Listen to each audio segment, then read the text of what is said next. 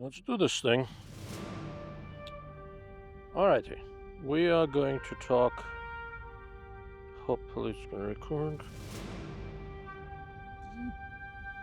Alright, today we're going to talk a little bit about Burris 2.75 by 20 Scout Scope and a little bit more about Scout Scopes in general. I think these are often misunderstood types of guns, so I'm gonna try to offer a little bit of a general perspective. So if you don't know what Scout Scopes are, it is a class of medium intermediate eye relief scopes that are closer in some ways to pistol scopes than to conventional ones. And the way they work is you mount them a little bit further forward, but not as far forward as you would normally mount it on a conventional rifle over the receiver. The original idea was due to the late Colonel Jeff Cooper, to whom we owe a lot about modern marksmanship and training methods and things like that. He loved the Scout scopes. He had Steyr make him a Scout rifle. Steyr still makes it, still on my wish list. If anybody from Steyr is watching, I could use one. Ruger makes a Scout bolt gun. Jeff Cooper's idea was basically relatively light, relatively handy. Scout rifle would be 308 or thereabouts. It would have a low power scope, kind of like this Burris hits, 2.75 magnification. Mounted a little further forward on the receiver because in those days many of the rifles they had were the old Mauser style and stuff like that, were loaded with the stripper clips ostensibly. Jeff Cooper didn't like detachable magazines very much. So he wanted to leave the action open so you could load it up using stripper clips or top the rifle off one round at a time. And what he wanted was something that will let you engage an animal, something, deer size, elk size, whatever, out to 300-400 yards or thereabouts. It is an interesting idea, and he came up with an interesting execution. He worked with a rifle scope company. I want to say he worked with Leupold, but I don't know for sure, to make this intermediate power scope like the one you see here. Common wisdom sort of says that if low power, if low power variable scopes existed during the time of Colonel Cooper, we maybe wouldn't have had the whole Scout concept the way we see it today. I don't know if that's necessarily correct, because there are other reasons why Jeff liked it, but I would say that I don't think it would have nearly as much in terms of legs as it ended up having.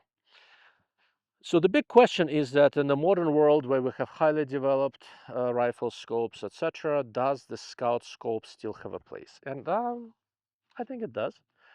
But I really see two real applications for, at least that's where I've used it. For any sort of a conventional rifle that you want to have to go hunting, etc., I think you are better off just mounting a regular rifle scope on it.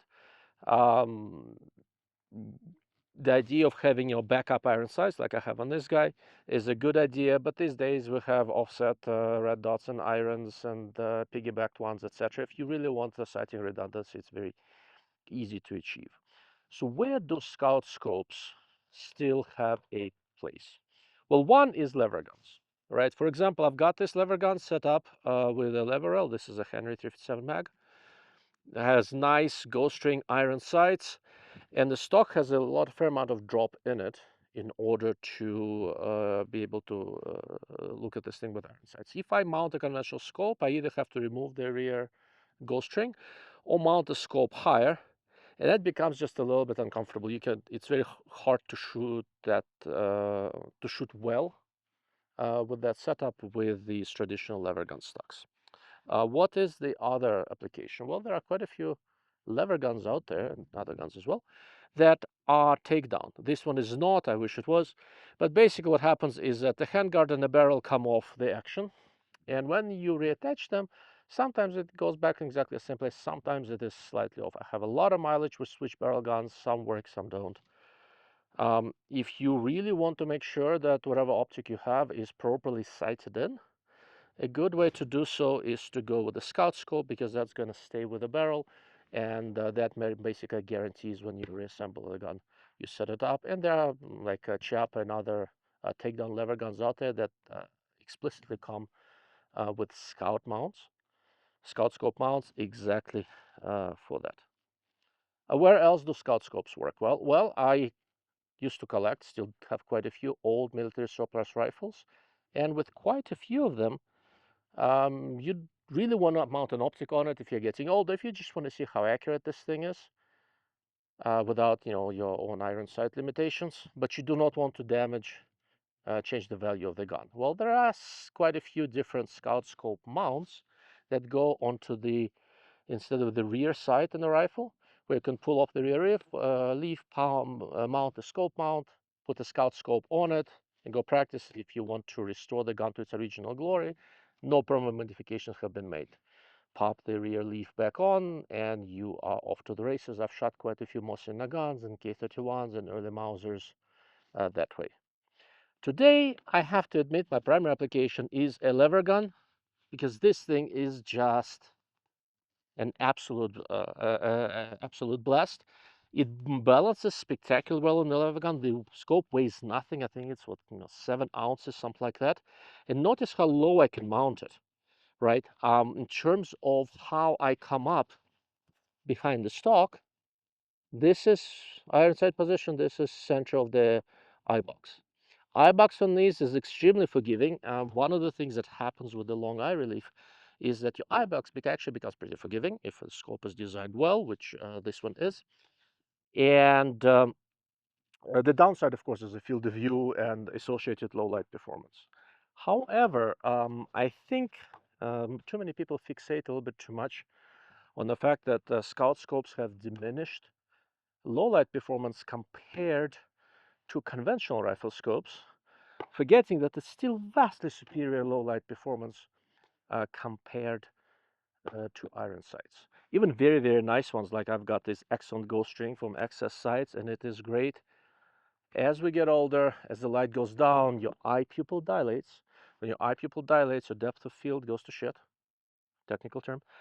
And any sort of an optic is going to be vastly superior. You can always mount a red dot on it if you really want to go fast. But what I found is that I am never going to be sleek and fast, but I like shooting relatively quickly. In terms of speed, it's not as fast as a Unity sight, but there are a few things more fun than just blinking, just blinking with a lever gun. I have a little pixelate over there that I'm really enjoying here. Okay. This thing is just purely entertaining, but you know what? I came out here a couple of days ago to do some shooting in low light, and I gotta say, I mean, I could definitely shoot in much lower light with this than I could. Much lower light with this than I potentially could with conventional iron sights. Okay. Now, as far as the scope itself goes, there's a round in the chamber, so I'll drop the hammer. And okay, there we go. As far as the scope itself goes, here's a picture through the scope. It is just a conventional duplex reticle, but one of the smart things that Burris did here is the reticle. The reticle itself is a fairly thick duplex. It's extremely fast on target. It's not illuminated.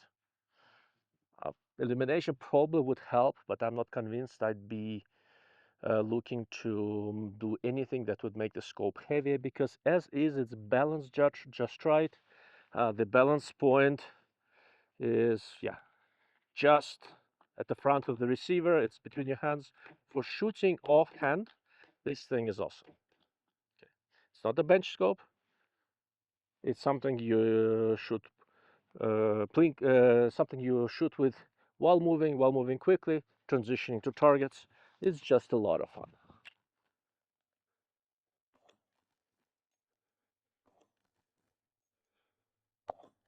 Right, I'm getting carried away here.